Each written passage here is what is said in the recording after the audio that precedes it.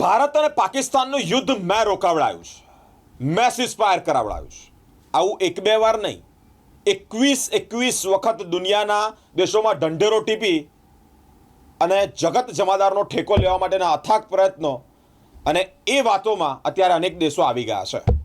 Even એટલું જ નહીં, ઇઝરાયલના વડાપ્રધાન સાથે પણ તેઓએ આ ચર્ચા કરી અને કહ્યું હતું કે ભારત પાકિસ્તાનનું યુદ્ધ મેં રોકાવડાવ્યું છે. અને સાથે મેં દેશોને એવું પણ કહ્યું કે જો તમે યુદ્ધ નહીં રોકો તો અમે એટલે કે અમેરિકા તમારી સાથે વેપાર નહીં કરે. અને એ વાતોમાં ઇઝરાયલ આવી ગયું. ઇઝરાયલના વડાપ્રધાને ડોનાલ્ડ ટ્રમ્પની નિમણૂક એટલે કે નોમિનેટ નોબેલ શાંતિ પુરસ્કાર માટે કરી છે.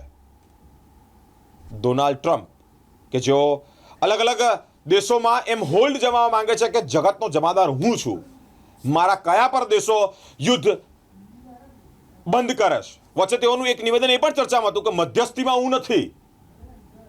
ભારત અને પાકિસ્તાનના યુદ્ધના મધ્યસ્થીમાં હું. આ બદલતા નિવેદનોથી કદાચ કોઈક દેશના વડાઓને ખબર પડે કે ના પડે, પરંતુ એવા માસ્ટર માઇન્ડોને ખબર પડી જતી હોય છે કે આમને જગત જમાદારનો ઠેકો જગતનો ઠેકો લેવા માટેના પ્રયત્નો અથાગ છે. અનેક દેશો પર તેઓનું હોલ્ડ, તેઓનું પ્રભુત્વ છે, તેવું જમાવવા માંગે છે. અને વાતોમાં ઇઝરાયલ આવી ગયું અને ઇઝરાયલ તેઓને નોમિનેટ કર્યા છે એક પુરસ્કાર, નોબેલ શાંતિ પુરસ્કાર માટે ડોનાલ્ડ ટ્રમ્પને ઇઝરાયલના વડાએ નોમિનેટ કર્યા છે.